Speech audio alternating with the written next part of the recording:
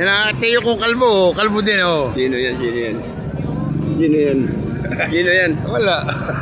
Bibig joke lang.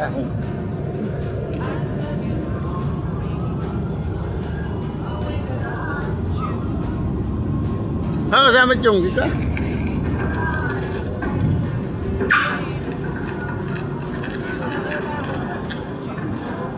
Baka kailangan ng radio operator, si Chong. Kailangan nga eh. Wala naman na yung... Baka sila hindi nila kaya yung tandarin dyan. Wala naman kapapil-papil yata.